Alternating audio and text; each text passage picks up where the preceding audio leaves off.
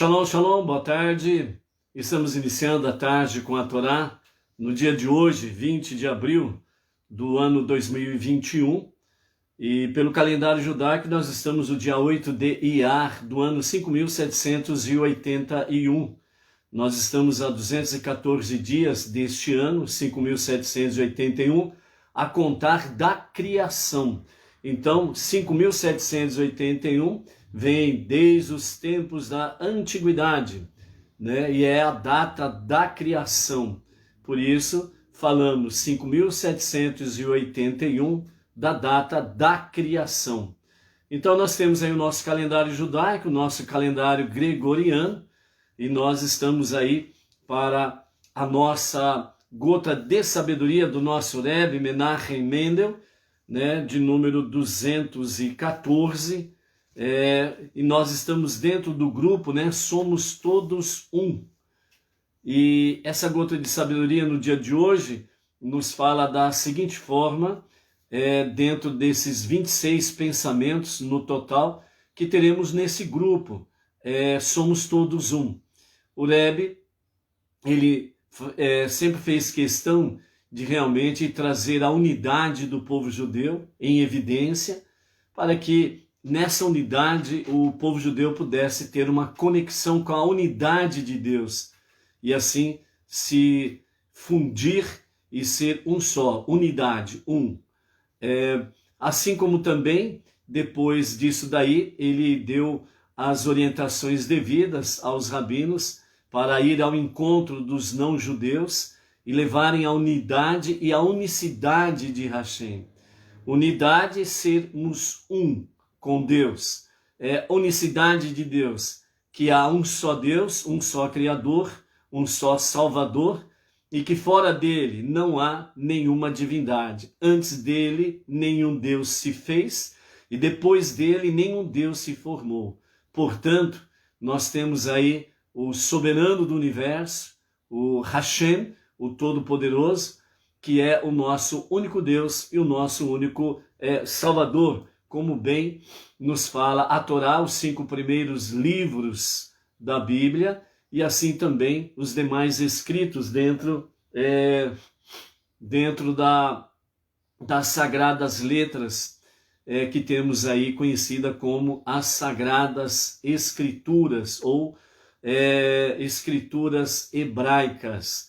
O mundo gentil adquiriu o hábito, né, de colocar o nome como Velho Testamento, e alguns segmentos religiosos vieram taxar, né, o chamado Velho Testamento por eles como algo ultrapassado, algo antigo, né, e portanto sem valor na atualidade. Mas é interessante que esses segmentos falam que as escrituras hebraicas são coisas do passado, mas todos eles querem as bênçãos de Abraão, Isaque e Jacó, todos eles querem as bênçãos que estão em Salmos, todos eles querem a proteção do soberano, aquele que resgatou o povo do Egito e os conduziu à terra que mana leite e mel, né? Então as coisas boas, excelentes, né, eles querem, né? Mas o compromisso, a responsabilidade de servir e adorar o único Deus e o único Salvador, já aí muda de figura. Por isso, vários segmentos religiosos, eles têm aí dualidade e trindade, né? Ou seja, para certos grupos há 2 deuses fundidos num só. Para outros grupos há 3 deuses fundidos em um só. Que na realidade nenhum deles, nenhuma dessas teorias tem fundamento bíblico com os 5 primeiros livros da Bíblia e, portanto, são sem base, sem alicerce. Como diz, né, o próprio Eterno, através não somente da Torá, mas através dos profetas, através dos salmistas, através das canções poéticas que também nós encontramos em cantar o Cântico dos Cânticos, por exemplo, os livros, né, de Juízes, as crônicas, etc. e tal, ou seja, todo o compêndio, né? Quando nós falamos Bíblia aqui, não falamos a Bíblia que o mundo inteiro por aí abraçou, com aquele chamado Antigo Testamento e Novo Testamento. Quando nós falamos aqui as Escrituras Sagradas ou os 5 primeiros livros da Bíblia, nós estamos falando daquilo que é real, verdadeiro e que permanece sempre o mesmo, certo?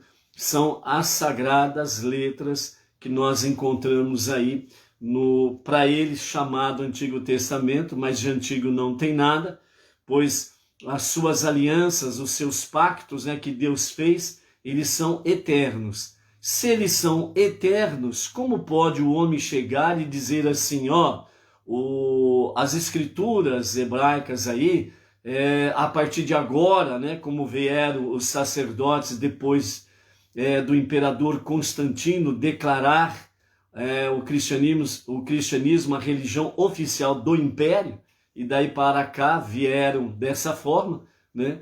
Então vieram declarar que essas escrituras são antigas, são ultrapassadas e que não servem mais. E aqui está o novo livro, e aqui está o vosso Deus e o vosso Salvador, mas sem fundamentos, sem base, sem alicerces, não resolveu a questão. Por isso, nós aguardamos a revelação do justo e o verdadeiro Mashiach, que acontecerá realmente segundo o próprio projeto de Deus, né? Nós estamos no limiar do 6º milênio, que corresponde aos 6 dias da semana da criação, e pela graça bendita de Hashem, em breve, que seja nos nossos dias, que seja para agora, amém, a revelação do justo e verdadeiro Mashiach, para dar entrada na redenção, que significa o 7º dia da semana, né, que é o dia sagrado do Shabat, que traz o refrigério, o shalom da parte de Deus, as bênçãos da parte do soberano. E o 7º milênio, que será os dias de Mashiach, e onde estará então a redenção. E a redenção significa aqui neste tempo, aqui neste mundo, neste planeta. Esse negócio que vai acontecer aí, que o povo vai ser capturado, vai ser abduzido, vai ser arrebatado para não sei aonde, né? Isso daí não está realmente escrito em lugar nenhum, mas uma invenção do imperador Constantino e os seus sacerdotes. A redenção, você pode ver aí, né, principalmente, né, todo o mundo religioso gosta de salmos.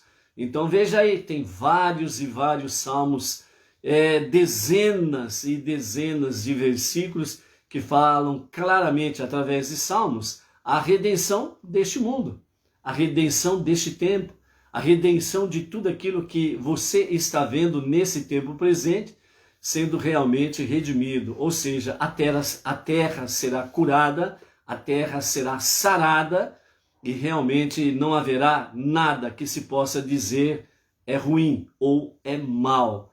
É a redenção de todas as coisas, inclusive as coisas ruins e as coisas más, elas também convergirão para aquilo que é bom e para aquilo que é produtivo, ok? Então, por isso que você lê lá, entre os profetas, né?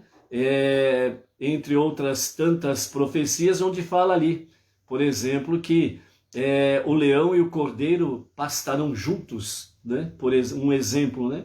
Outro exemplo da criança brincando com a serpente e nada vai acontecer, e assim sucessivamente.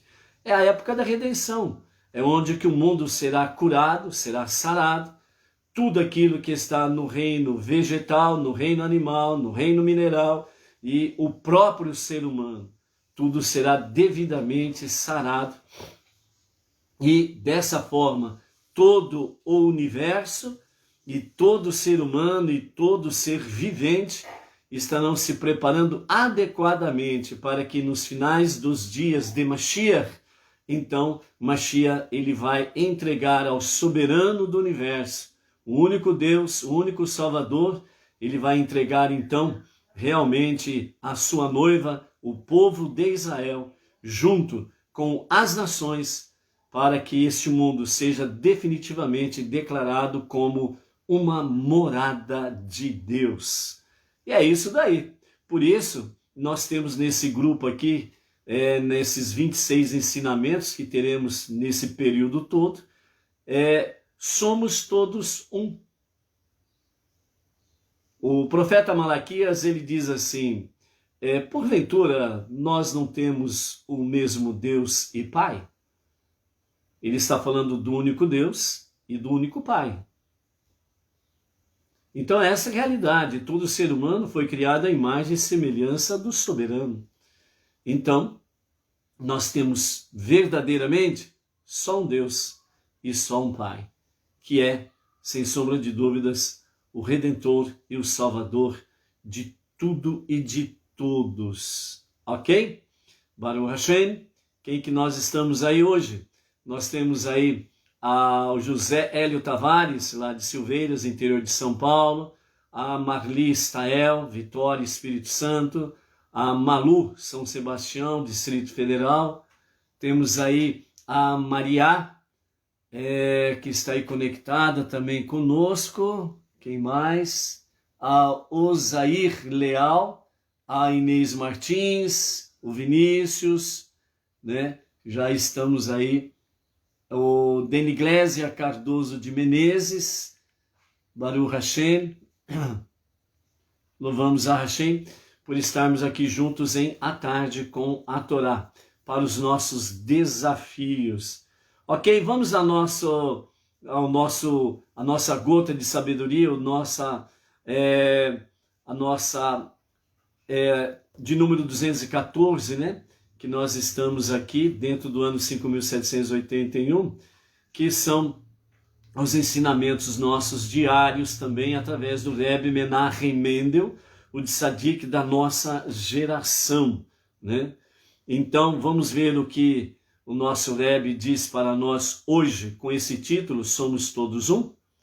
Então diz assim, somos todos fragmentos de almas maiores. Essas almas, por sua vez, são fragmentos de outras ainda mais elevadas, e assim por diante, até que todos nos religamos à única alma primordial, a alma de Adão.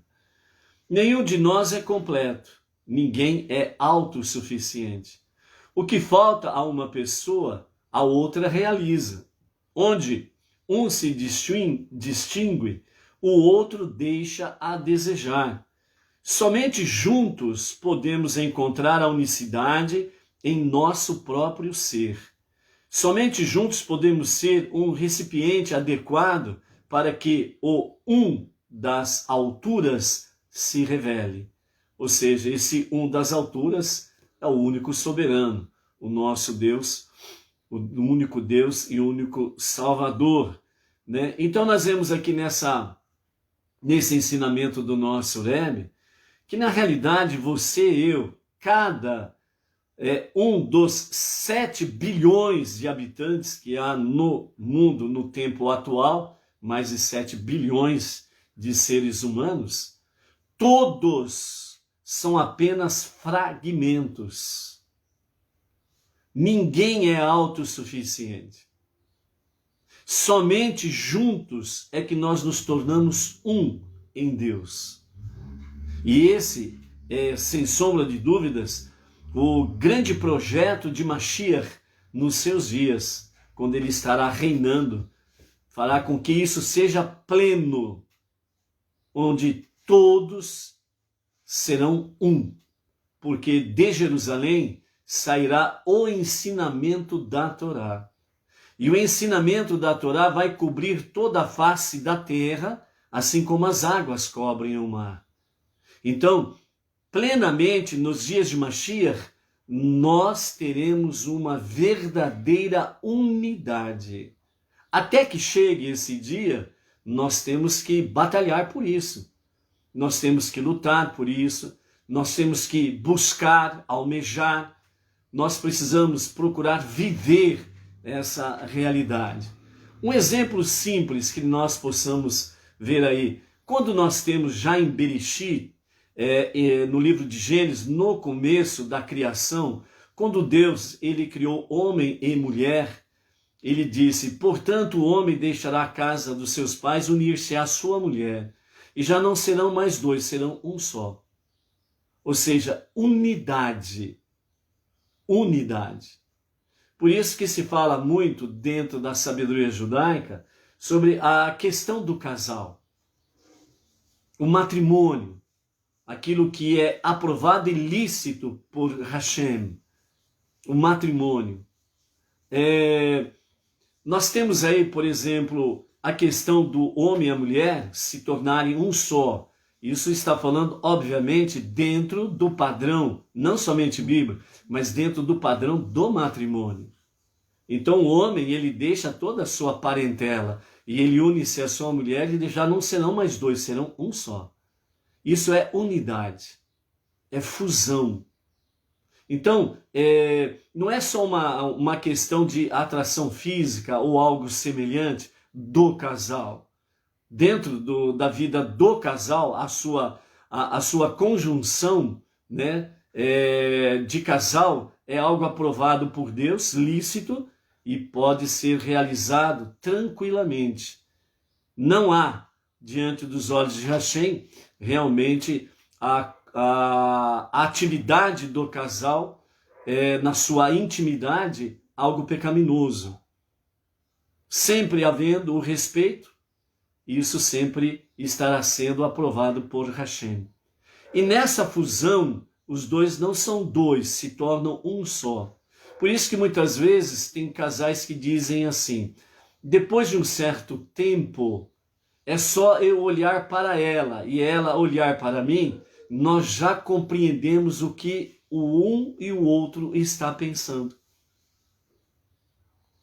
Por quê? Porque os dois somaram-se, fundiram-se, e nessa unidade, então os dois conhecem o seu olhar, pelo seu olhar e a expressão facial, sabe muito bem o que o outro está pensando, qual é a emoção que ele está sentindo naquele momento, sem palavras, apenas no olhar. Então é nessa unidade que Deus realmente fala que nós precisamos buscar.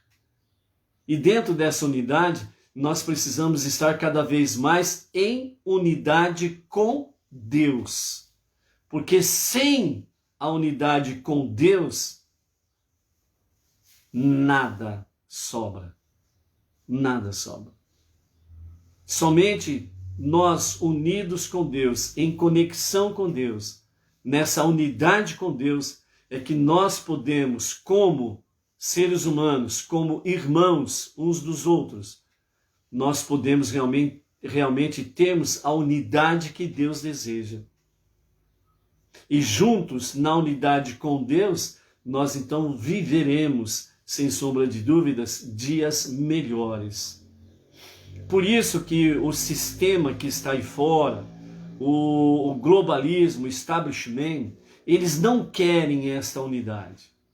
Eles querem destruir realmente aquilo que é uma das coisas mais sagradas do ser humano, a sua liberdade. Porque dentro da sua liberdade está tudo. É a sua liberdade de pensamento, é a sua liberdade de ir e vir, é a sua liberdade de se expressar, é a sua liberdade de manifestar a sua fé. É a liberdade de realmente você poder viver livre e bem. E dentro desse mesmo contexto, eles também não concordam que os povos possam realmente buscar a Deus.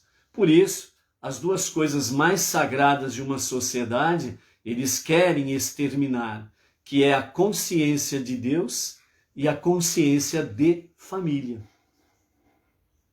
Se porventura eles conseguissem destruir estas duas coisas, então na realidade não teremos uma raça humana. Nós teremos na realidade escravos de um sistema, e as pessoas serão como zumbis. É isso que eles querem. Então nós vamos na contramão. Se você tem consciência de Deus, que há um Deus acima de tudo e de todos, que há um só Criador, que fez e criou todas essas coisas que existem, não tem o tal do Big Bang, que de repente, pum, bah, explodiu, e aí os mundos foram criados, os planetas, as estrelas, e por aí afora vai. Certo? Essas são as ciências que, usada de forma errônea, elas querem tirar exatamente a consciência de Deus, a consciência divina. Mas quando a ciência ela está arraigada realmente na palavra divina, então a ciência ela vem trazendo realidades bíblicas dentro de um contexto científico, onde cientificamente se, entre aspas, né, se comprova realmente a obra de Deus, a existência de Deus em todas as coisas, nas pessoas e etc e tal. Então, essa é uma questão importante que nós precisamos ter foco. Então, é inadmissível que qualquer pessoa que diz que crê em Deus e que ama a sua família possa defender pessoas que são contrárias, ou lideranças geopolíticas que são contrárias à consciência divina e à consciência de família. Que são pró, né, socialismo comunista e por aí afora vai, ditadura e etc e tal. Né? Então é inadmissível que uma pessoa que diz que realmente crê em Deus, que ama Deus e que ama a família, apoiar pessoas contrárias a isso, a consciência divina e a consciência de família. Então, por isso, o nosso Rebbe diz com muita propriedade, com muito alicerce nas Escrituras, principalmente na Torá, que todos nós somos fragmentos de uma alma maior, ou de almas maiores. E essas almas, por sua vez, são fragmentos de outras ainda mais elevadas, e assim por diante, até que todos nos religamos à única alma primordial, a alma de Adão. Por que a única alma primordial? Porque a primeira alma que Deus criou foi a alma de Adão. A partir de Adão, a partir da alma de Adão, então aí esta alma primordial, sublime, então ela foi fragmentada na atualidade, nesses 7 bilhões e poucos de vidas que existem nos 4 ventos do nosso planeta. E por isso que a alma de cada ser humano, ela sempre procura evoluir, subir, porque é a sua origem. O Jardim das Almas, o Gan Eden, o Jardim do Éden. Então essa busca de cada um de nós, ela precisa ser dessa forma. Por isso, somos nada separados. Mas quando somos todos um, então nós somos de fato, como diz o velho ditado, nós somos mais fortes. Por isso, a unidade do povo e essa busca que nós precisamos fazer, levar com que as pessoas tenham a consciência que ninguém é inimigo de ninguém. Quando as pessoas agem dessa forma, é porque elas são escravas delas mesmas, do seu ego, do seu egocentrismo e por aí afora vai. Alimentaram muito a sua alma animal e começaram como pequeninos monstros, até se transformarem em grandes monstros e cometerem grandes barbaridades. O objetivo de Deus é que nós venhamos nos religar a alma primordial de Adão, para voltarmos a ter unidade plena.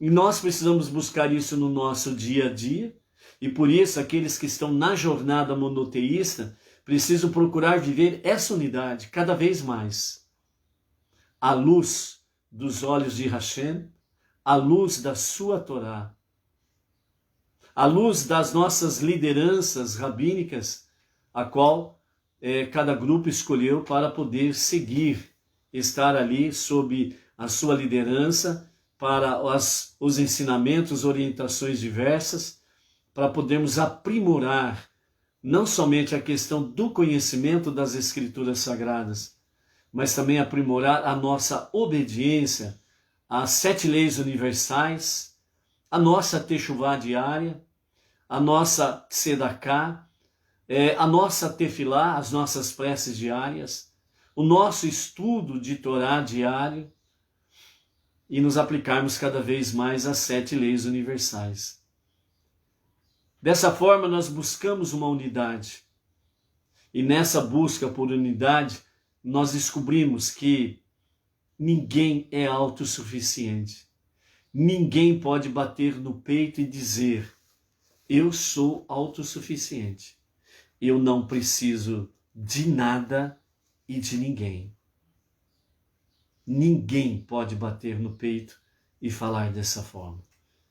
Então, por isso que nessa gota de sabedoria do nosso Rebbe, que nós possamos aí estar buscando cada vez mais esta unidade entre nós, seres humanos, para termos cada vez mais uma unidade mais elevada com o nosso Deus e seguirmos em direção à redenção, quando o justo e verdadeiro Mashiach se revelar para trazer realmente a cura para todas as coisas da nossa existência, preparando-nos cada vez mais para o Olam Rabá, de forma simples conhecida como a vida eterna com Deus, neste mundo, tornando-se aqui o lar, definitivamente, o lar de Deus, a morada de Deus.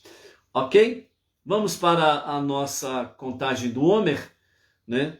Hoje nós estamos aí a 23 dias da contagem do Homer, ok? Está aí a Nadir Pereira, a Cibele, que acabou de chegar, né? Somando conosco aí nesta à tarde com a Torá. Vamos à contagem do Homer, ao pôr do sol de ontem até o pôr do sol de hoje, né? Nós estamos a 23 dias da contagem do Homer. Então, vamos contar o Homer? Então, conte. Hoje são 23 dias que perfazem 3 semanas e 2 dias do Homer. Nós estamos em Gevurah Shebenetzar, ou seja, nós estamos em disciplina na tolerância. Examine a disciplina de sua tolerância. A tolerância pode ser direcionada para metas produtivas e expressa de maneira bem construtiva. Depende de você. Algumas perguntas para atiçar realmente como que anda a disciplina na tolerância, né? Nós vimos aí ontem na nossa contagem, né? Bondade na tolerância. E a bondade na tolerância é necessário que seja amado, né? Então o objeto do alvo nosso para a tolerância, seja o que ou quem for, ele precisa ser amado. Então, por exemplo, o meu trabalho, né, é o objeto, né, da minha tolerância, da minha bondade na tolerância, né, que foi ontem. Então, eu preciso amar o meu trabalho, né? A pessoa a quem eu amo, seja meu parente consanguíneo, seja colega de trabalho, de escola, faculdade, vizinho, a própria família, né? O marido, a esposa, os filhos, etc. e tal. Então, as pessoas, elas precisam ser amadas para você poder aplicar bondade na tolerância. E hoje nós temos disciplina na tolerância. E nesse sentido, a tolerância ela precisa ser direcionada com metas produtivas e expressar de uma maneira construtiva, né? Então, a tolerância ela não pode ser destrutiva e nem sem produção, certo? Então, algumas perguntas para atiçar realmente o nosso questionamento individual. Minha tolerância e determinação estão centralizadas para ajudar-me a cultivar bons hábitos e quebrar os maus hábitos? Ou acontece justamente o contrário? Minha tolerância origina-se na força ou na fraqueza? Origina-se em convicção profunda ou na defensiva? Sou tenaz por teimosia e tenho má vontade para reconhecer erros? Estou convicto de certas decisões e com má vontade para revê-las? Uso minha tolerância contra ela mesma, sendo tenaz da minha falta de determinação? Exercício para o dia. Quebre um mau hábito hoje. Então o desafio hoje é quebrar um mau hábito. Analise qual que é o seu hábito que seja mau. Então o seu desafio para hoje é quebrar um hábito que seja mau. Então analise, questione-se e faça o exercício, ok? Baruch Hashem por isso daí. Então, disciplina na tolerância. Nós precisamos aí nos autodisciplinarmos na nossa tolerância diária, nas coisas pertinentes a Hashem. Ok? Não esquecendo que a contagem do Homer, a finalidade, entre outras coisas, é para refinar, amadurecer, né, a nossa conduta espiritual e pessoal. Ou seja, é para refinar e amadurecer tanto a minha forma de agir de forma espiritual para com Deus, para com a sua obra, e também de forma pessoal, que é exatamente o meu convívio social. Então, esse convívio social é entre pessoas. Então, é refinar, amadurecer essas realidades do nosso dia a dia. Ok? Vamos então para a nossa terceira aliá. Nós estamos na 29ª Parashá, Acharei Mot, depois da morte. Estamos no capítulo 17, verso 8 de Levítico, e vamos até o capítulo 18 e o verso 21, na nossa terceira leitura da nossa Parashá. Ainda nós não entramos na 30ª Parashá, ok? Então vamos continuar na nossa Parashá Acharei. Roberval Ribeiro, shalom, shalom. Bênção sobre ti, família aí, Roberval, Baruch Hashem. Com os comentários de Rashi, então, nós estamos aí dentro das explicações sobre a questão de Yom Kippur, né, o dia do perdão. Estamos aí dentro das diretrizes, preceitos, leis, normas, decretos de Hashem, no sentido de condução diária, com referência tanto a Yom Kippur como no dia a dia do próprio povo judeu e os ensinamentos que vêm para conosco também. Então diz assim a partir do versículo 8: dirás a eles ainda, além disso, no que diz respeito a qualquer um da casa de Israel, isto é, israelitas natos ou dos conversos que habitarem entre eles, que ofertar, isto é, queimar as partes de uma oferenda de elevação ou de qualquer outro sacrifício fora do recinto do tabernáculo, em vez de as trazer à entrada da tenda da reunião, para fazer dele um sacrifício a Deus, esse homem será cortado de seu povo, morrerá prematuramente e sem filhos. Aqui nós estamos encerrando as diretrizes que Deus dá sobre a questão do sacrifício. era terminantemente proibido fora do tabernáculo, fora dos muros do tabernáculo, fazer qualquer sacrifício.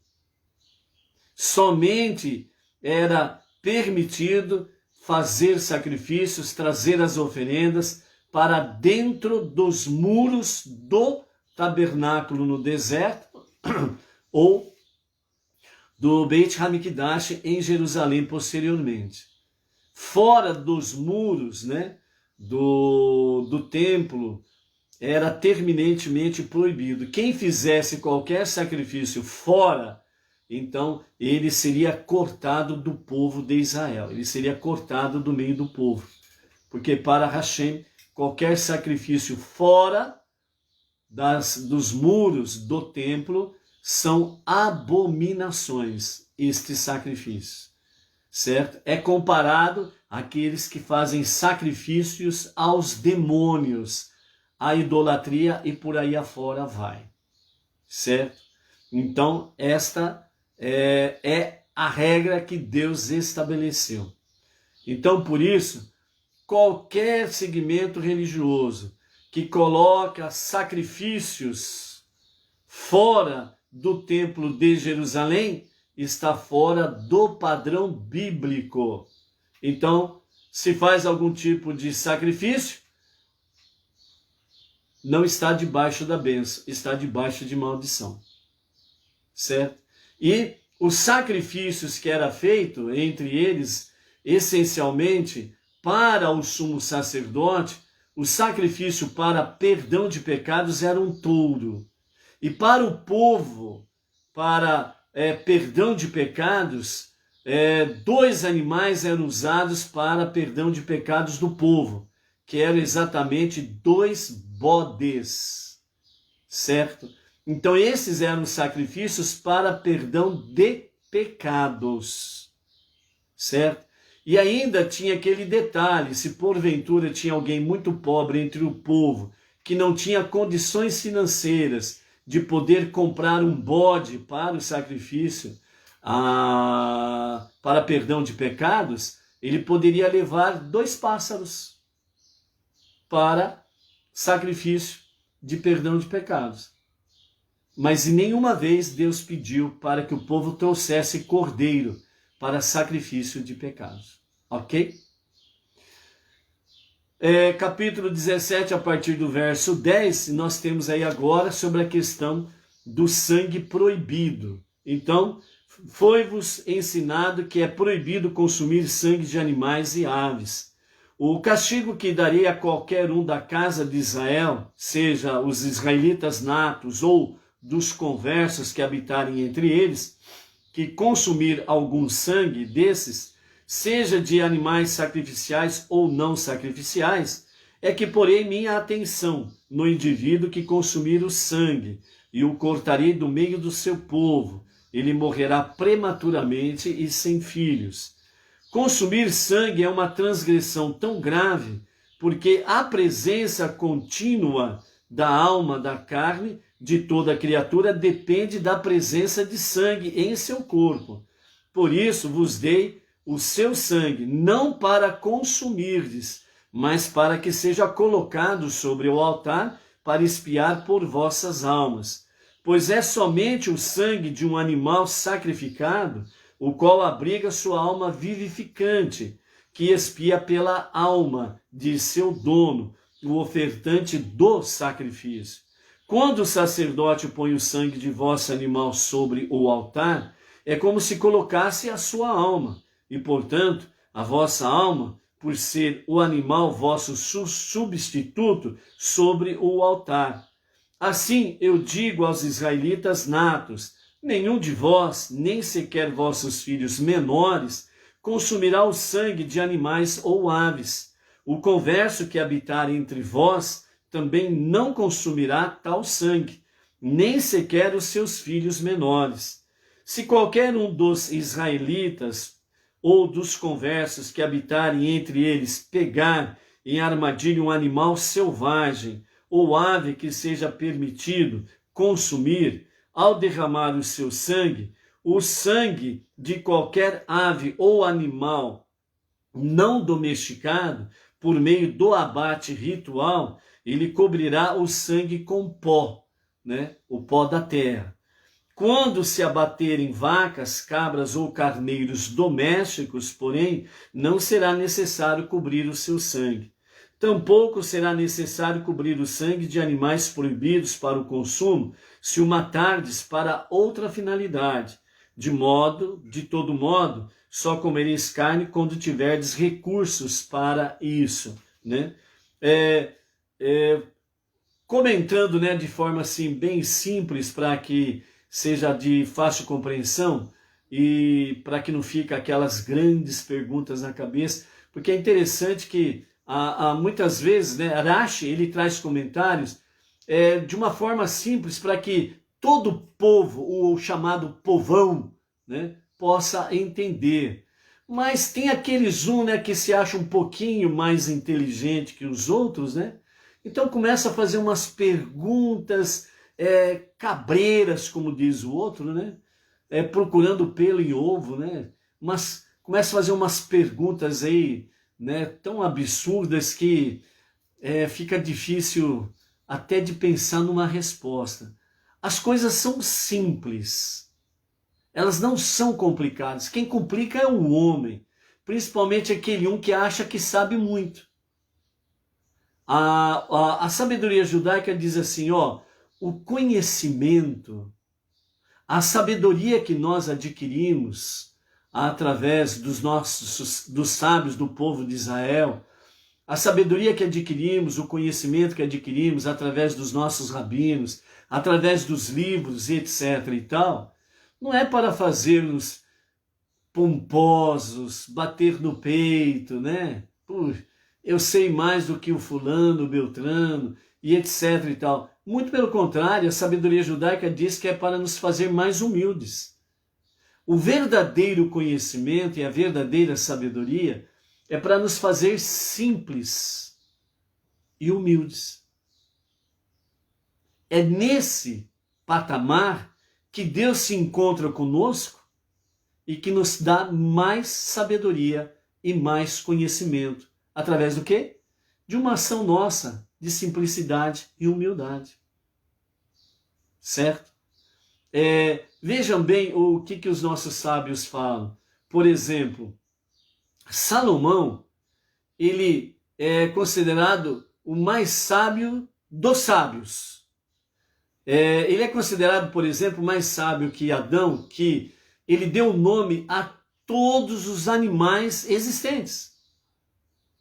Salomão era mais sábio porque, além dele saber o nome de todos os animais com seus detalhes científicos, os nossos sábios falam que ele ainda por cima, ele conhecia a linguagem de todos os animais. Mas vejam a grande humildade, por exemplo, de Salomão, quando ele foi procurar entender sobre a questão da vaca vermelha. Por que a vaca vermelha, quando depois de queimada, as suas cinzas misturada com água e aspergida sobre o povo, purificava o povo das suas impurezas, mas aquele que pegava nas águas para purificar o povo, ele mesmo se tornava impuro. Ao mesmo tempo em que as cinzas da vaca vermelha, misturada com água, aspergida sobre o povo, purificava o povo das suas impurezas, mas o agente que estava fazendo esta ação, ele ficava impuro e ele precisava posteriormente imergir no mikvê e também toda a sua roupa precisava ser imergida no mikvê para que ele pudesse ficar ritualmente puro e até a noite ele permaneceria impuro. Quando Salomão foi analisar essa questão, ele simplesmente disse, eu não consigo entender isso. É muita sabedoria para mim. Então ele foi humilde de reconhecer que essa mitzvah da parte de Hashem é um hak, faz parte de um decreto divino, que não tem explicação. apenas Deus disse, faça, e é para se fazer, ponto. Então, a sabedoria, o conhecimento, é para nos fazermos humildes e simples. É nesse sentido, ok? Então, quando nós estamos aqui lendo sobre a questão do sangue proibido, com os comentários de Rashi, resumindo, então, aqui, a sabedoria judaica traz para nós, através da Torá escrita, a Torá oral, os comentários de Rashi, traz para nós o quê? Deus, ele deu a vida para todo ser vivente no sangue. É no sangue que está a vida da pessoa, a vida de todo ser vivente. Então, o sangue é vida. Por isso que quando Deus disse a Caim, Caim, onde está o teu irmão? E Caim sabia que ele tinha feito, ele tinha matado o seu irmão. Ele disse, eu não tenho nada a ver com meu irmão. O que eu tenho a ver com meu irmão? Não tenho nada a ver com ele. E aí Deus respondeu para Caim, o sangue do teu irmão clama a mim. Porque pela primeira vez, a terra, que era pura em toda a sua essência, ela conheceu o sangue derramado de um inocente através do primeiro homicídio, do primeiro assassinato. E quando esse sangue de Abel caiu no chão, caiu na terra, de onde todo ser humano foi tirado do pó da terra, a terra gemeu, a terra entristeceu, e aquele sangue clamou por justiça. Por isso, nos ensina, de uma forma mais profunda, que toda pessoa que é assassinada e o seu sangue inocente é derramado, existe um clamor diante do trono de Deus. E esta alma, ela vai sossegar quando a justiça é feita. Então essa alma vai descansar. Volta ao jardim do Éden. Então por isso, todo aquele que matou alguém de forma injusta, simplesmente pelo prazer de matar, não está impune, não ficará impune. O tribunal terrestre pode falhar, mas o tribunal celestial não falha. Tem o tempo e a hora certa para que o tribunal celestial execute a sentença contra os tais. Não tem como mudar essa realidade. Entendeu? Então, por isso, essa elevação dessa palavra de não comer, não beber sangue, é algo muito real. Então, assim como para o ser humano, é também para com o animal. Então, a partir do momento que aconteceu o dilúvio, Deus, ele viu a necessidade do ser humano, fisicamente, em todos os seus órgãos. Ele viu que a partir de ali, a partir de Noé, o ser humano, dali para frente, ele precisaria de proteínas e coisas semelhantes a estas para poder se alimentar. Foi por isso que ele permitiu que, a partir de então, o ser humano pudesse realmente comer carne dos animais que ele diz explicitamente para os judeus, diz como ordenança para se alimentar dos animais permitidos. Os não-judeus não têm essa ordenança, mas a partir do momento que ele cresce no conhecimento, na sabedoria destas questões, que é chamada no hebraico de kasherut, as leis de kasherut, as leis kasher, as leis daquilo que é permitido, aprovado e puro por Hashem, ele pode decidir fazer, se alimentar dessa forma também, sempre com uma orientação rabínica, para fazer as coisas de forma correta. Então, em suma, beber o sangue, se alimentar do sangue, é uma realidade para todos, sem sombra de dúvidas. Por quê? Porque o próprio Deus fala através da sua Torá. No sangue está a vida do animal. No sangue está a vida do ser humano. Então, por isso, se o ser humano ele come e bebe do sangue, ele está bebendo a vida daquele animal. Por isso que existem aí certos costumes tribais em que é costume tomar, beber ou comer do sangue de determinado animal, porque eles acreditam que a alma daquele animal se incorpora neles, então ele tem a mesma saúde daquele animal, tem o mesmo vigor daquele animal e assim sucessivamente. De uma certa forma, há uma realidade nisto, porque a partir do momento que o ser humano se alimenta de sangue, ele está se alimentando da vida daquele animal. Então, muitas vezes, o que acontece? Uma pessoa se torna rude, selvagem, porque está habituada a tomar e comer sangue de animais selvagens. Então a sua alma animal, ela se alimenta disto. E nestes nutrientes, que não somente o corpo físico está se alimentando desta selvageria, a sua alma animal também está se alimentando dessa selvageria. E num determinado momento acontece alguma coisa e a pessoa age de uma forma tão bruta, selvagem, cruel. Aí na hora que cai a ficha, ele fala assim, ué, eu nunca pensei que iria agir dessa forma. Eu nunca pensei que falaria com a minha esposa, meu marido, meu filho, meu amigo, meu parente, etc. e tal. Falaria tal coisa, jamais passou isso pela minha cabeça. O que aconteceu comigo?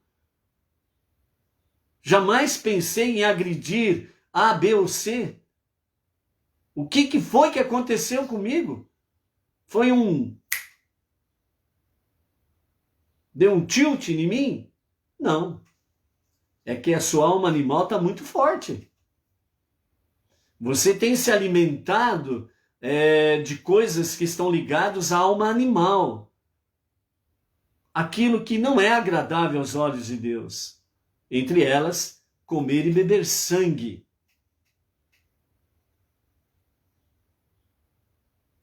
E a sua alma vai ficando forte.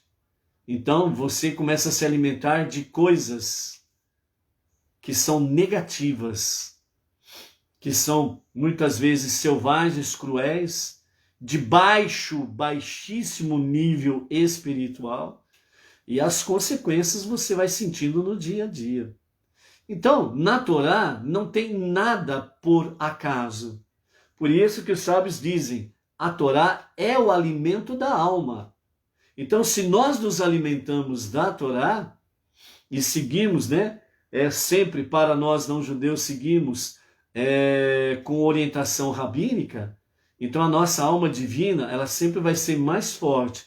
E a nossa alma animal, selvagem, ela vai sendo moldada para também servir a Deus de uma forma agradável a Deus. E nessa unidade, alma divina e alma animal estarão sempre a serviço de Deus. Simples assim, para resumirmos essa questão aqui, ok?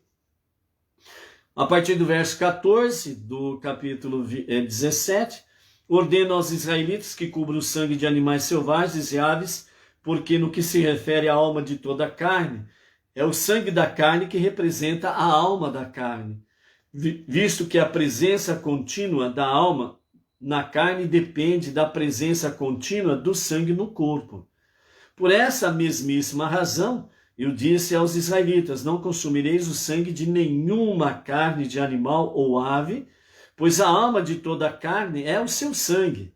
Todos que o consumirem serão cortados, morrerão prematuramente e sem filhos. Foi-vos ensinado que tocar ou carregar animal é permitido para o consumo, que tenham morrido de qualquer forma, que não o abate ritual correto, transmite impureza ritual. Por outro lado, a carniça de aves permitida só transmite impureza ritual quando ingerida. Todo indivíduo israelita nativo ou converso que comer carniça de qualquer tipo de ave permitida para o consumo, isto é, de qualquer ave que possa tornar-se proibida para o consumo, por ser acometida de defeito fatal, excluindo-se, portanto, aves de espécies não permitidas, que são intrinsecamente proibidas, não podendo tornar-se proibidas por alguma outra causa. Elas já são proibidas, então pronto. Ficará ritualmente impuro. Além disso, qualquer roupa que ele estiver tocando ou vestindo de outra maneira, enquanto estiver comendo tal ave, também ficará ritualmente impura. Portanto, ele imergirá suas roupas e se imergirá na água de um mikvê e permanecerá impuro até a noite, quando se tornará livre dessa impureza. Se não imergir suas roupas ou não imergir sua carne, e nesse estado de impureza ritual entrar no recinto do tabernáculo, ou comer alimento consagrado, ele arcará com as consequências do seu pecado. O castigo por entrar no recinto do tabernáculo ou comer alimento consagrado, estando ritualmente impuro, é a excisão, morrer prematuramente e sem filhos. O castigo por entrar no recinto do tabernáculo, usando roupa ritualmente impura ou por fazer roupa impura, entrar no recinto do tabernáculo de alguma outra maneira, o castigo são as chibatadas. A partir do capítulo 18, Deus falou a Moisés dizendo, só comentando aqui rapidamente sobre essa questão aqui, né, de entrar na presença, né? Quando fala entrar no tabernáculo, é entrar na presença de Deus. É entrar na presença divina. Então, aqui todos esses preceitos que a Torá está trazendo, o judeu, tendo o tabernáculo no deserto ou o templo em Jerusalém, ele precisava obedecer todos esses decretos. Ele precisava estar dentro de todas essas nuances da lei para poder adentrar e não ter nenhum tipo de punição, de se encontrar diante de Deus de forma inadequada, né? A lição que nós podemos tirar daqui é a lição sobre não sermos inadequados diante de Deus. Quando você vai à presença divina para fazer as suas preces, suas petições, as suas preces diárias, quando você vai diante de Hashem fazer o seu Shema, quando você vai diante de Deus através de ler a Torá, ler os demais escritos, estudar a Torá, estudar os demais escritos. Quando você vai à presença de Hashem através destas formas, você não pode ir de qualquer jeito. Você está indo na presença daquele que é santo. Então você não pode ir de qualquer jeito. Você não pode ir nem pelado, nem semi-pelado. Ou seja, você não pode ir nem nu e nem semi-nu diante de Hashem. Você precisa vestir-se com vestes sagradas. Você está diante daquele que é o Rei dos Reis. Você está diante do único Deus e único Salvador. Então você não pode ir de qualquer forma, né? Então você não está indo para um clube, você não está indo para uma reunião social, você não está indo para a feira ao ar livre, você não está indo para um mercado de peixe. Você está entrando no Santo dos Santos. Depois que o tabernáculo foi destruído no ano 69 da nossa era comum, Os sábios falam, façam da sua própria vida, da sua própria casa, ou onde você se reúne com outras pessoas, faça um mini Beit HaMikdash, um mini templo. E você está na presença de Hashem. Então, através dessas questões, você entra no Santo dos Santos, na presença do soberano do universo. Então, não podemos ir de qualquer forma, de qualquer jeito, né? Nós precisamos ter aí uma condução de uma forma adequada quando vamos diante daquele que é Dayan Haemet, o juiz verdadeiro, ok? Vamos então agora para o capítulo 18, onde nós temos aí sobre questões de relações proibidas. Deus falou a Moshe dizendo, fala aos israelitas e diz-lhes, talvez vos pareça que quanto mais próximo um parente, mais adequado ele seria um cônjuge para você. Afinal, Abraão buscou especificamente uma parente para ser a mulher de seu filho Isaque. Tendo filhos juntos, os cônjuges se tornaram uma só carne.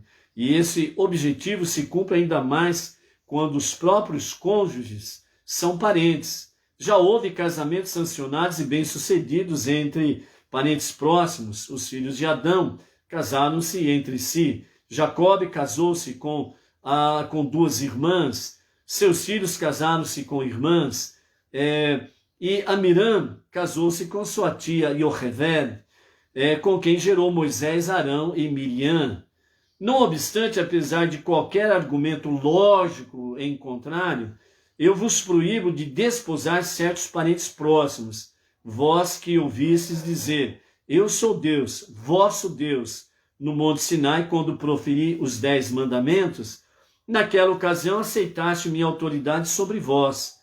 Portanto, aceitareis agora estas normas pertinentes a com quem podeis e não podeis manter relações carnais, façam elas ou não sentido para vós.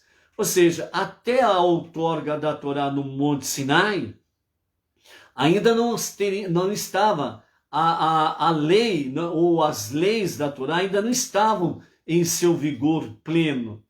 Então, por isso, aconteceu o que aconteceu. Mas a partir do momento que houve a outorga da Torá, então aqui nós temos Deus trazendo direções, orientações das relações permitidas e das relações proibidas. E por isso, Rashi, ele comenta sobre isso daqui, dizendo de forma bem clara, o que Deus está dizendo para cada um de nós não podeis manter relações carnais, façam elas ou não sentido para vós. É Deus que estipula, é Deus que determina e precisa ser obedecido.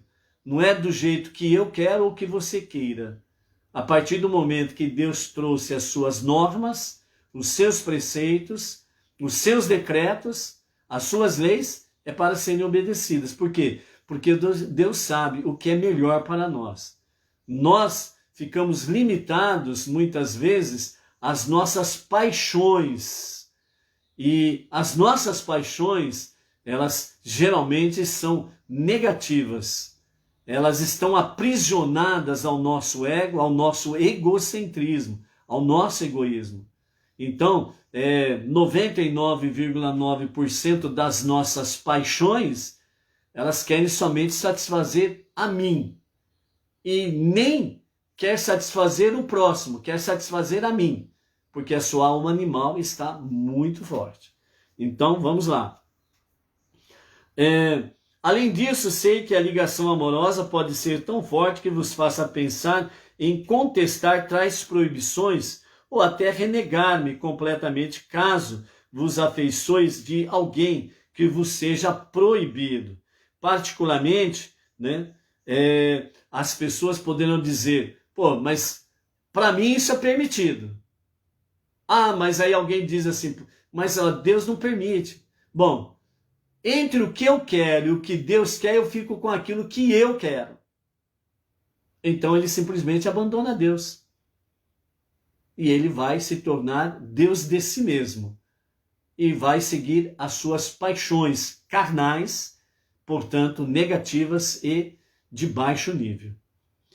Assim tende em mente que eu, o Criador e soberano do mundo, sou a fonte dessas proibições, de modo que não deveis esperar nenhum resultado positivo de transgredi-las. Então veja bem o comentário de Irache. Então as pessoas, elas têm conhecimento que a fonte dessas proibições está em Deus. Então a pessoa, ela vem e diz assim, bom, entre o que o Deus quer e o que eu quero, eu fico com aquilo que eu quero. E dessa forma, então, eu vou seguir a minha vontade. E muitas vezes, né, na sua maior parte, 99,9%, quando as pessoas tomam essas decisões, elas inclusive acabam fazendo até muitas vezes, né, sátiras, chicotas contra Deus.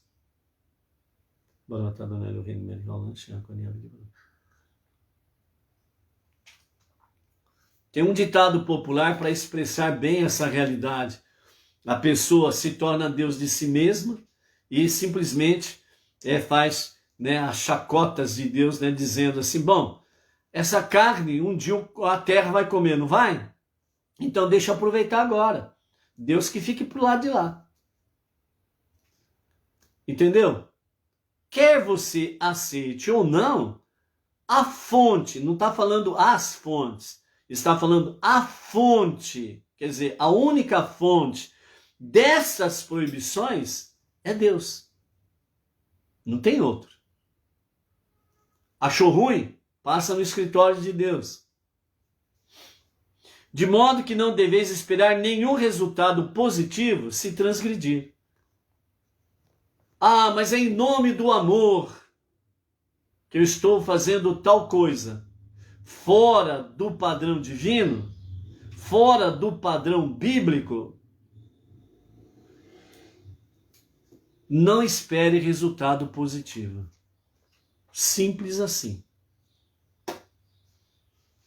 E se cogitares em ignorar a possibilidade de sofrimento futuro em favor da felicidade efêmera, lembrai-vos ainda de que eu sou vosso Deus e infligirei punição corretiva, que anulará qualquer felicidade passageira quando não obedecerdes.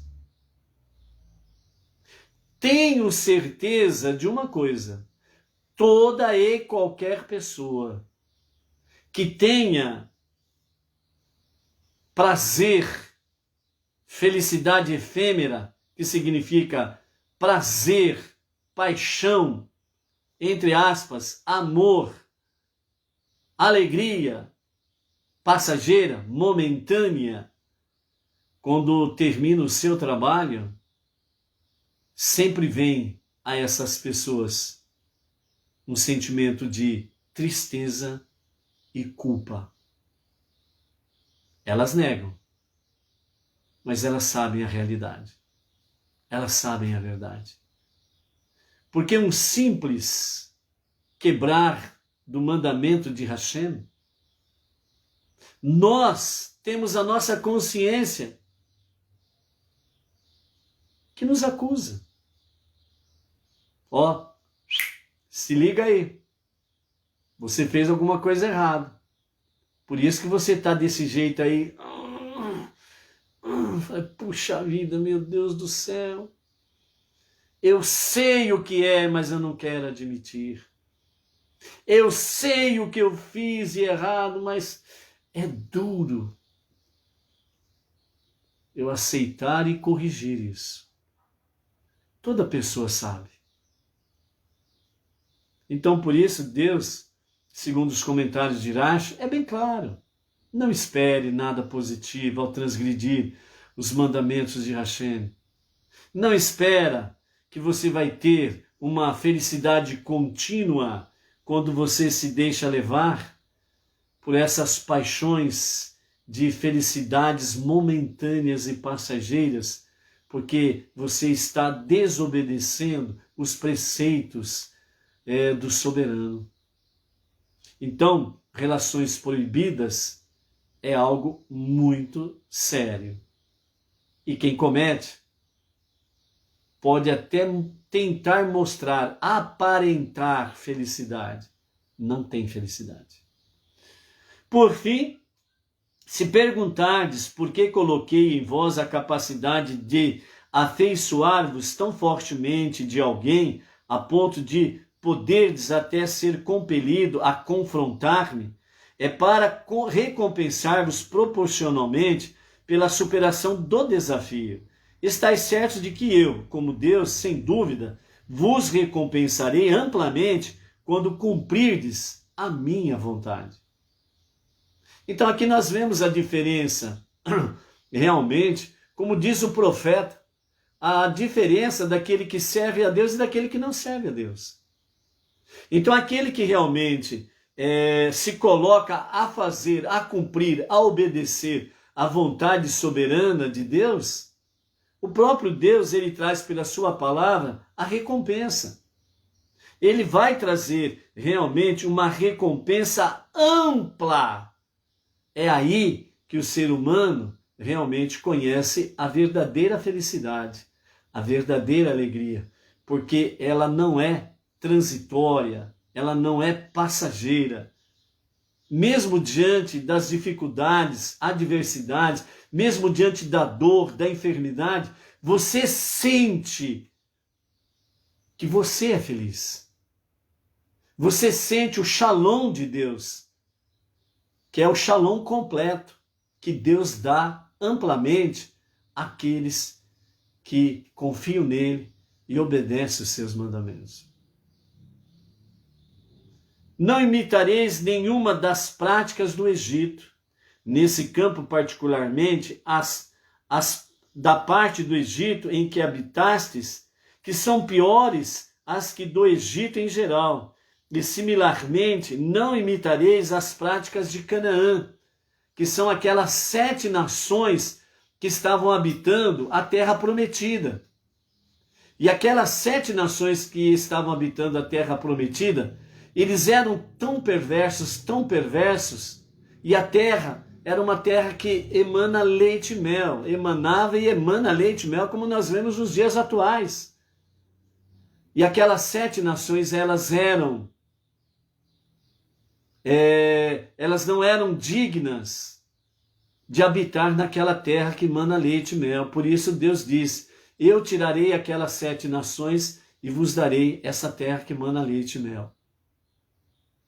Porque vocês tiveram a coragem e a ousadia de aceitar a minha aliança.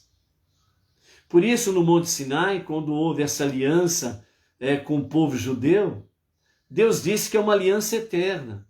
Provisoriamente,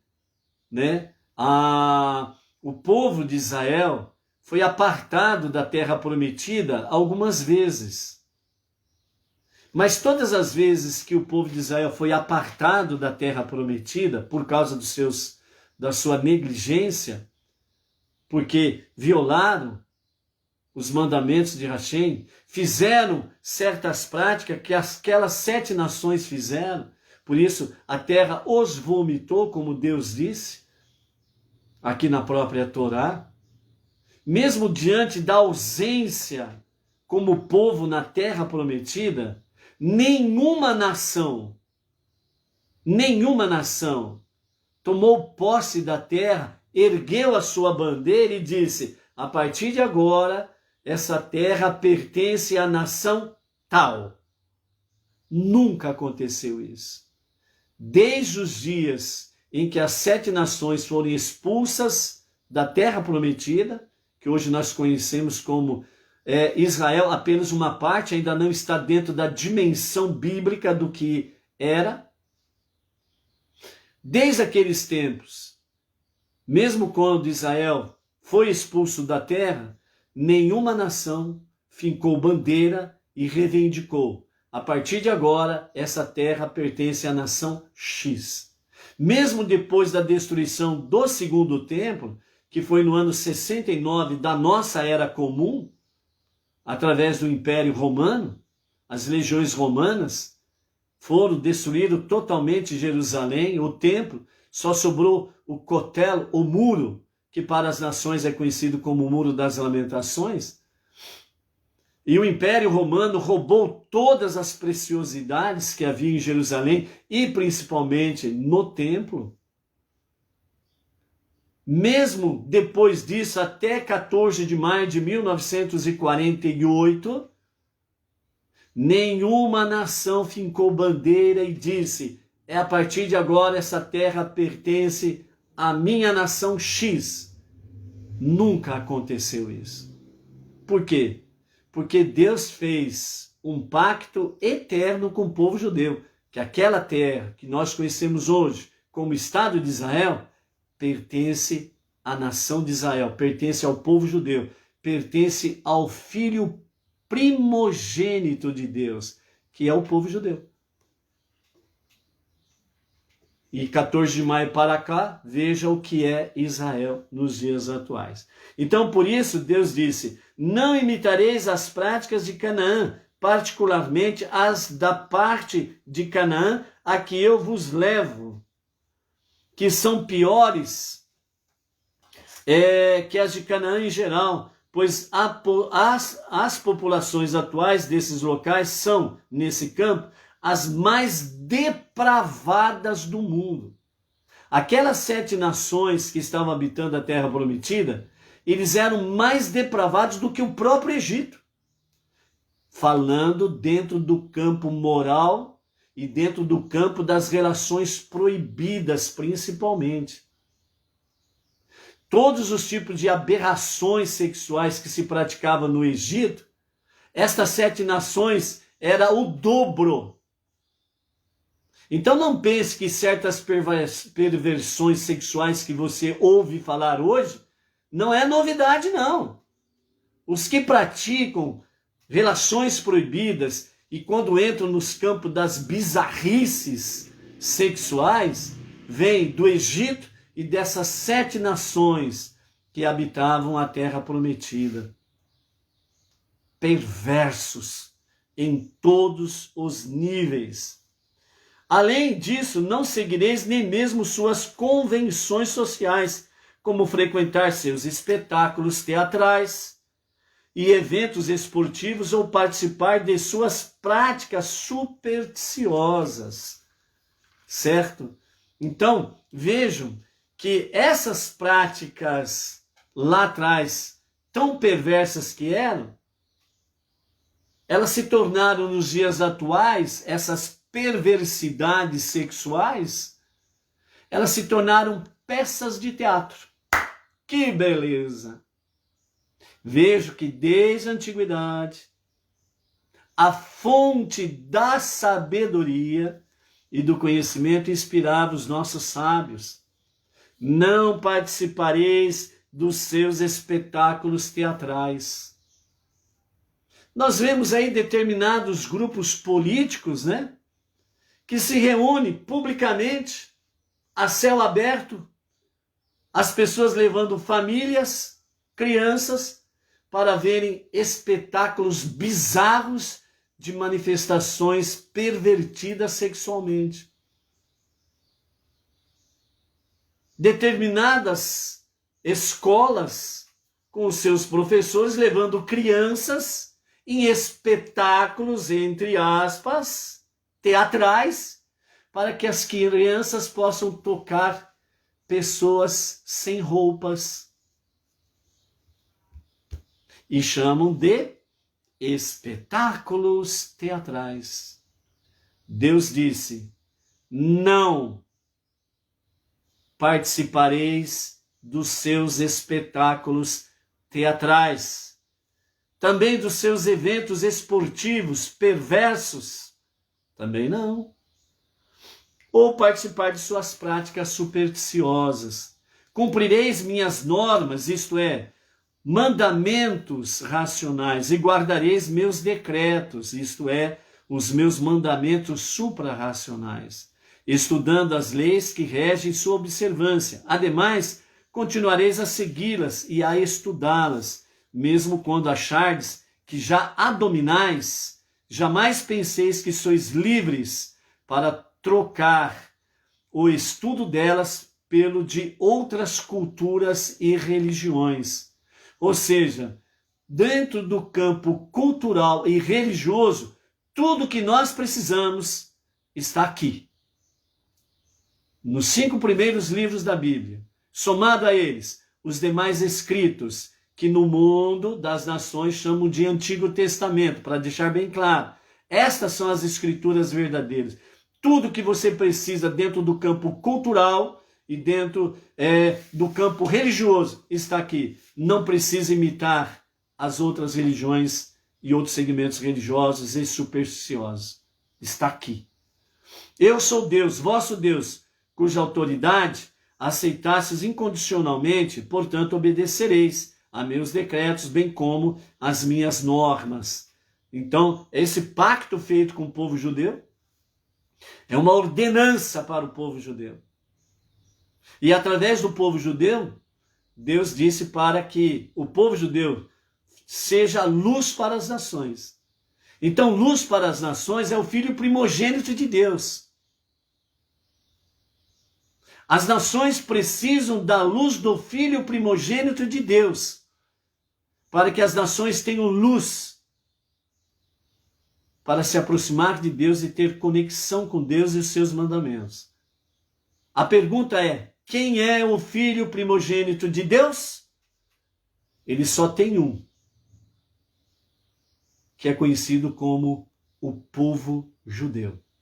Qualquer outro que pegar o título para si como primogênito de Deus é um usurpador, é um ladrão, porque Deus só tem um filho primogênito, que é o povo judeu. Está escrito: guardareis até os detalhes de meus decretos e de minhas normas, que não são mencionados explicitamente aqui, mas vos serão ensinadas oralmente, que é a Torá oral, que vem através de geração em geração os ensinamentos, os quais os homens devem fazer em sua totalidade para viver por eles eternamente. Isto é, no além. Eu, sendo Deus, seguramente realizarei minhas promessas referente a essa recompensa. Nenhum homem ou mulher se aproximará de nenhum de seus parentes próximos listados abaixo, para descobrir a sua nudez, isto é, fornicar com eles. As seguintes proibições, apesar de estarem formuladas como se dirigissem apenas aos homens, são igualmente patentes ou pertinentes quando aplicáveis para as mulheres também. Conforme mencionado, eu sou Deus e, portanto, seguramente vos recompensarei por observá-las. Não descobrirás a nudez de teu pai, isto é, a mulher dele. Então veja bem, está escrito: não descobrirá a nudez de teu pai.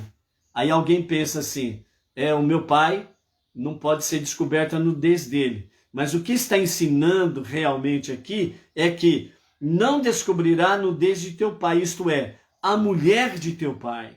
Mesmo que ela não seja tua mãe, nem descobrirá a nudez de tua mãe, mesmo que ela não seja mulher de teu pai. Em ambos os casos, ela é, sob esse aspecto, tua mãe. Logo, não descobrireis ou descobrirás a sua nudez. Então, não descobrirá a nudez de teu pai. Às vezes o teu pai ou se separou ou ficou viúvo e ele tem uma nova mulher, uma nova esposa.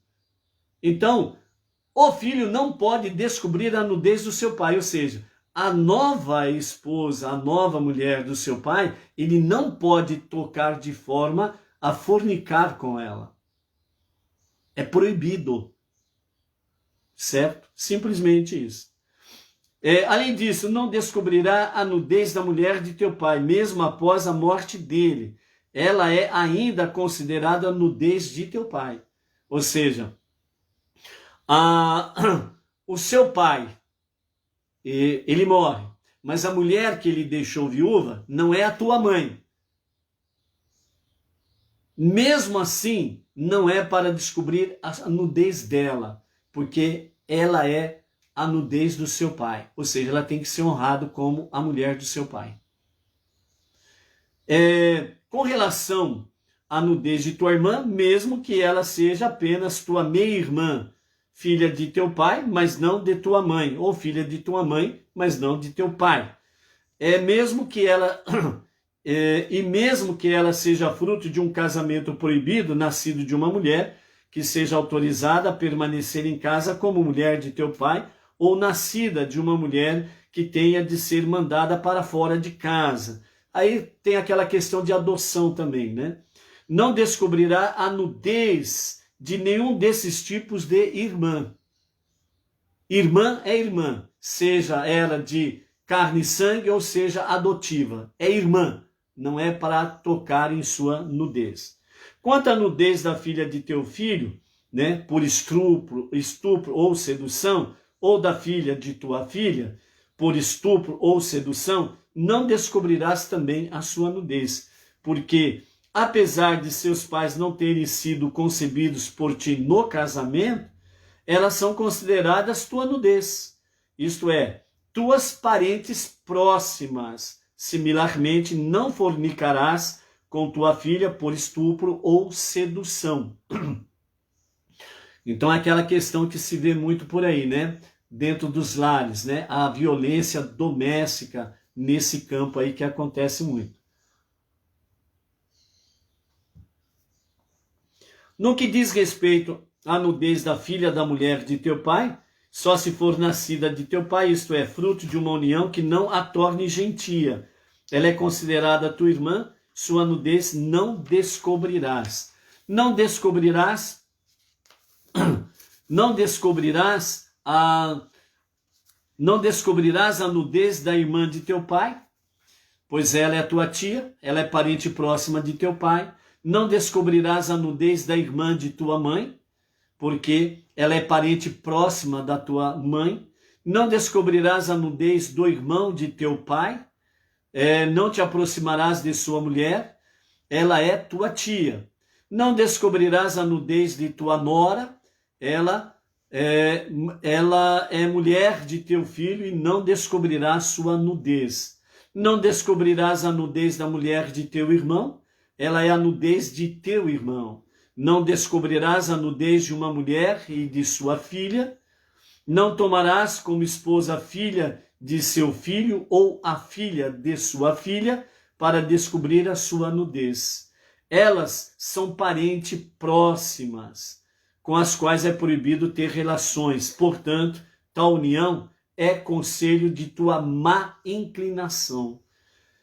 Não tomarás uma mulher e sua irmã como esposas, para descobrir a nudez de uma sobre a outra em vida. Não te aproximarás de uma mulher para descobrir sua nudez durante seu período de separação menstrual, por causa de sua impureza ritual concomitante. Não te deitarás carnalmente com a mulher de teu próximo, para assim te impurificares espiritualmente com ela e por ela. Não darás nenhum de teus descendentes aos sacerdotes da idolatria, para que façam teu filho passar descalço através das tuas fogueiras erigidas para a adoração da deidade chamada Molech, né? Não profanarás o nome de teu Deus aos olhos de outros povos, adorando a Molech, ou Moloque, né? Que é muito traduzido dessa forma, né? Eu sou Deus e seguramente te punirei por isso, né? Então aqui nós temos uma parte dos relacionamentos proibidos, né? Amanhã vamos ter continuidade sobre isso. E nós estamos encerrando aqui a nossa terceira aliá, onde Deus fala no sentido sobre não passarás pela fogueira, né? As fogueiras erigidas para a adoração da deidade Moloque ou Molech, Moloque que ficou mais conhecido. Não profanarás o nome de teu Deus aos olhos dos outros povos adoradores de Moloque, né? Essa divindade era aquela que os povos pagãos de Canaã, aquelas 7 nações, elas levavam seus filhos para serem sacrificados para eles, né? Para essa divindade Moloque. Então essa divindade Moloque, ela era totalmente de metal. Aos seus pés, a semelhança de uma lareira, era colocado o fogo. E essa divindade, esse ídolo, ele tinha as suas palmas das mãos, né, voltadas para cima, e automaticamente, com a fogueira ali no seu pé, e o metal, ele é um ótimo condutor de calor. Então, né, esse ídolo, ele era aquecido, né? E então, estas nações, essas 7 nações que habitavam ali a terra de Canaã, eles colocavam seus filhos como oferenda ao deus Moloque, ou Moler. E dessa forma eles sacrificavam os seus filhos. E Deus disse: não fareis isto, não farás passar os seus descendentes através, seja descalços pelas brasas da fogueira, que é para Moler ou Moloque, certo? E também não farás com que os seus descendentes sejam sacrificados a ele, certo? Ou seja, é um costume pagão idólatra desde a antiguidade, para tanto Moloque como para outras divindades pagãs, em que eram feitas fogueiras e as pessoas passavam descalças pelas fogueiras em honra à divindade pagã, a este ídolo. E esse costume, ele tem percorrido até os dias atuais. Toda e qualquer prática em que se faz nesse sentido, ou algo semelhante a isto, é uma oferenda a um ídolo pagão. E está sendo ofertado, aquela pessoa está sendo ofertada a este deus Moloque, como uma oferta. E ainda por cima, né, na antiguidade, as pessoas colocavam seus filhos como oferenda a Moloque. Então, os povos pagãos, esses 7 povos pagãos ali de Canaã, eles ofertavam aos deuses os seus próprios filhos, primogênitos. Deus nunca pediu sacrifício humano para perdão de pecados. Nunca pediu sacrifício humano. Portanto, todo e qualquer segmento religioso que fale, ensine e defenda que Deus requer um sacrifício humano para perdão de pecados é fake news, é falácia, não tem fundamento bíblico, não tem nenhuma base bíblica. Deus nunca pediu sacrifício humano para perdão de pecados, pelo contrário, para o sumo sacerdote, e os sacerdotes era ofertado para perdão de pecados um touro de até no máximo 1 ano de idade. Para o povo foi requerido 2 bodes. E nunca Deus pediu sacrifício humano. Então qualquer segmento religioso que defenda que Deus precisa de um sacrifício humano para perdão de pecados é mentira. Não tem fundamento bíblico. Deus nunca pediu isso.